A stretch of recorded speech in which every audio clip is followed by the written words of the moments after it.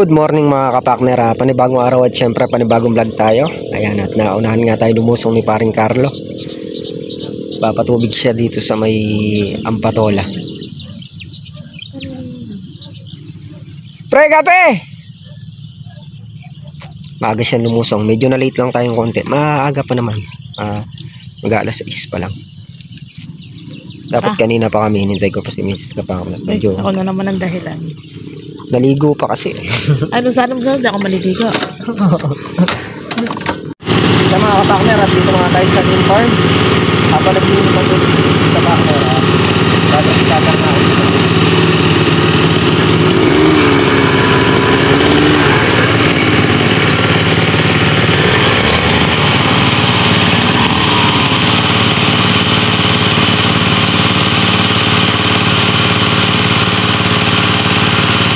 A few moments later.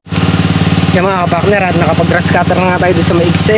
Bali nakakulang 2 tubing tayo. Naubusan lang tayo ng gas. Gawa nung biniling gas kahapon, nilagay dito sa Robin.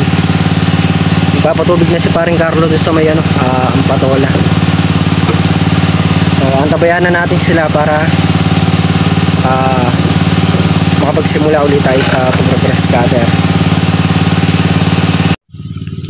Yung mga kapakner, yan na yung ating kalamansi. Maganda na. Lumabas na yung ganda nila. Nawala yung CD.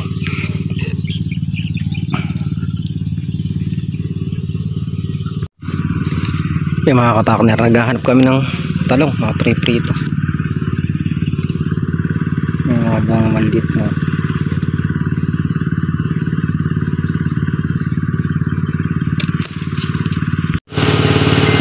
Yung mga kapakner, kinuha ko muna yung gas ng isang grass cutter. Sinalin ko dito. Yung isa kasi di ko kabisadong panda rin, kaya kinuha ko na ng gas. Bumili na ng gas si Tatrops tsaka ng diesel. Paglusong nun, kasabay niya na yung gasolina at diesel. Papatubig din sa ampalaya. Tapos ibababa daw namin uli yung RD dito sa may baba ng ilog para mabilis magpatubig. Kailangan din kasi mapatubigan yan. Gawang nagpataba sila, di naman naulan, maobligadong patubigan. Kaya kailangan mayari namin ito ngayong araw para bukas pagka nayaring patubigan yon, dito naman magpapatubig si parang Carlo.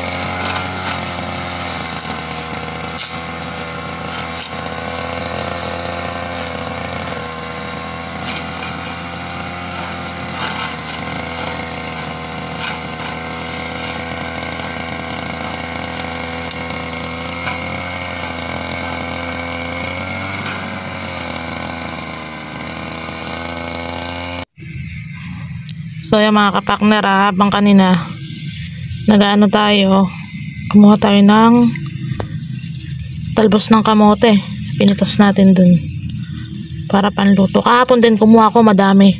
Ngayon na naman, madami na naman. Fresh na fresh. Walang bayad. Libre lang. Yan. Luluto natin mamaya.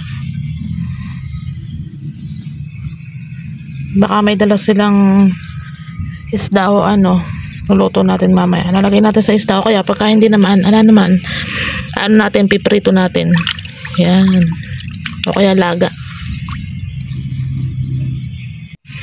Si kapakner, andun, nagagrass cutter pa. Yan. Parang Carlo naman, andun sa kabila, sa patola nagpapatubig. Huminto na yung makina, siguro wala ng gas. Pupunta dito yung sasalinan.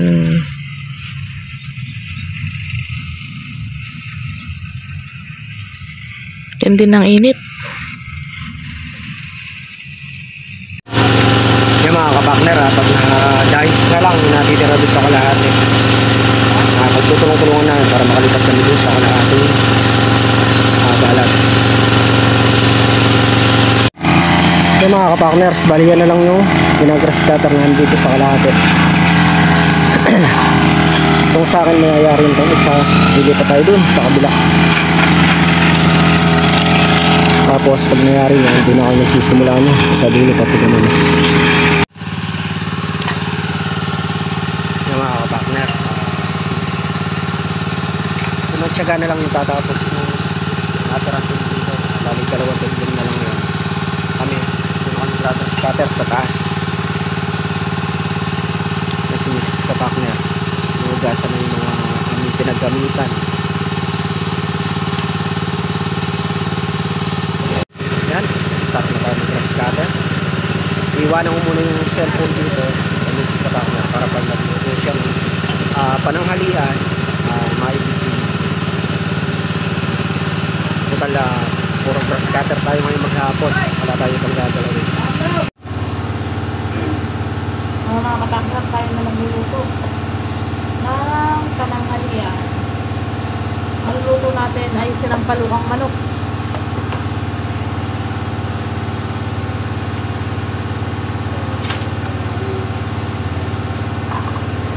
Lagyan natin ng usbong ng sampalok. Kaya tayo mantika, wali. Sana tayo. Luya.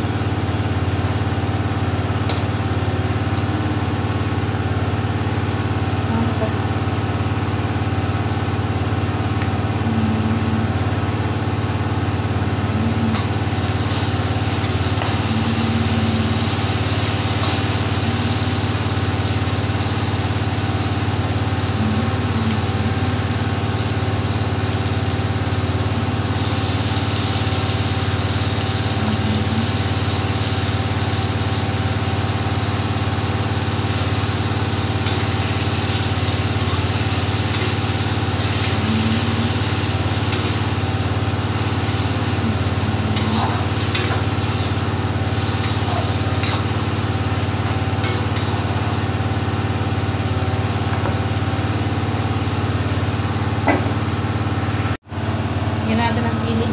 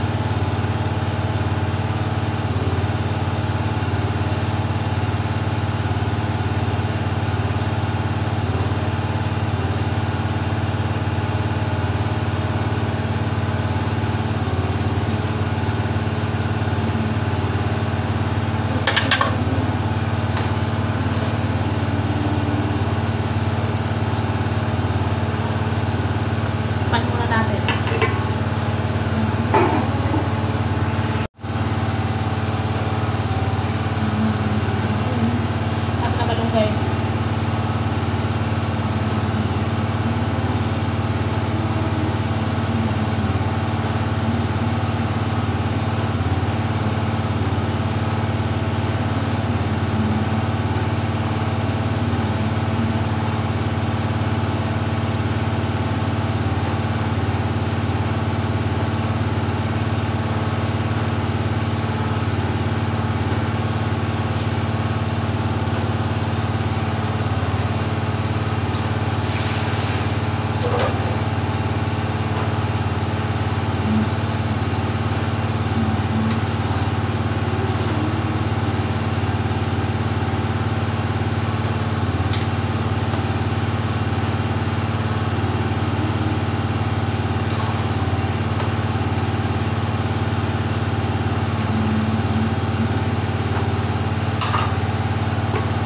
Para maluto.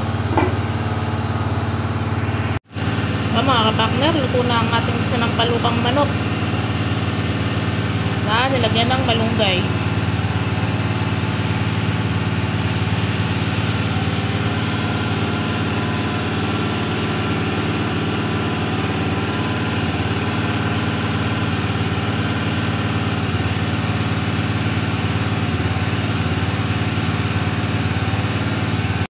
Mga kapakner, at naluto na nga tayo ng ulam. Kakain na tayo. Yan, tayo kakain na ng tanghalian.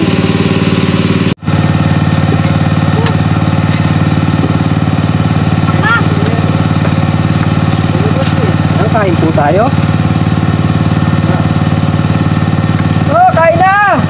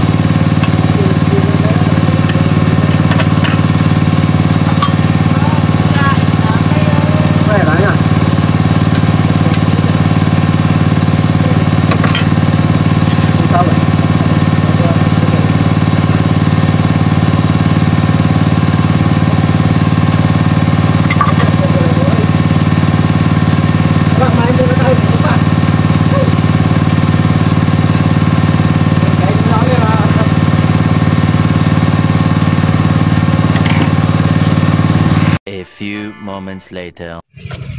Yan mga kapakner, ayan natin, yan yung nalinis natin ngayong araw.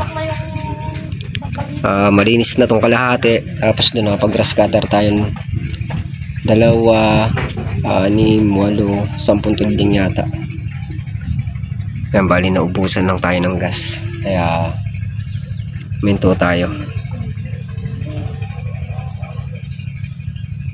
Nga mga kapakner, hindi natin nabidyohan yung pag-grass cutter kanina. Gawa nang iniwan ko yung cellphone kay Mrs. Kapakner.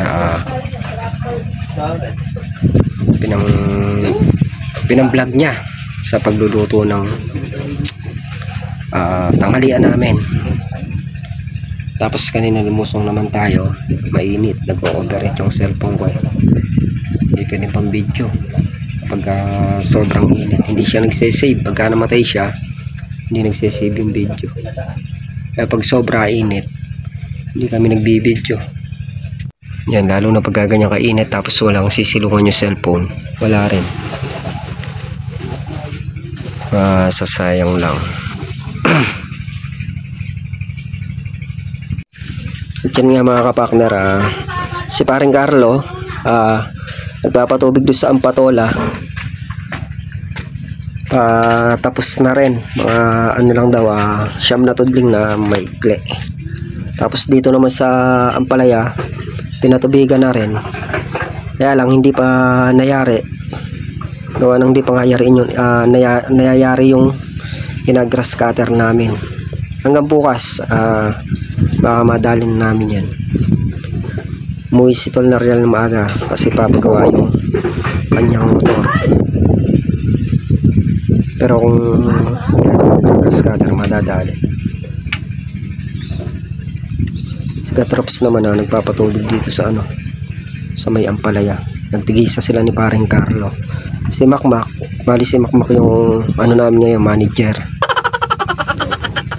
Siya yung boss. Sa lahat ng boss, siya yung walang pera. Boss. Babalik ka. Ayoko. Papabalikin sa'yo. Ayoko. Ubos yun sa'yo. Ubos, hindi boss. Yan. Hapon na nga at napakainit pa. Grabe. Sobra init. Si Mrs. Kapakner naghuhugas lang ng mga plato. Tapos si Mantiaga naman, inuubos lang yung kanyang gasolina.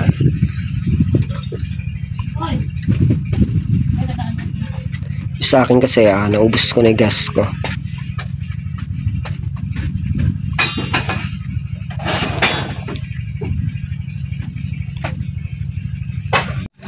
Yan mga kapakner, at nakapaghugas na ng plato. Ay, meron pa pala. Yan, umaandar pa rin yung ano, yung RD. Yayari lang yung patubigin doon, paring Carlo. Yan mga kapakner, bago nga kami uwi ng hapon, naasikaso muna yung mga hugasin. Tsaka yan, malinis oh. Yung hapon niya na pagka-uwi, sure na nalilinis. Minsan kapag pagod na, yung may pagkakataon na hindi na asikaso, pero madalang lang naman, no? Pagka ano lang naman, pagka yung pagod na sa maghapon. Pero pagka walang ganong gagawin na ganyan, laging malinis yan pag-uwi sa hapon.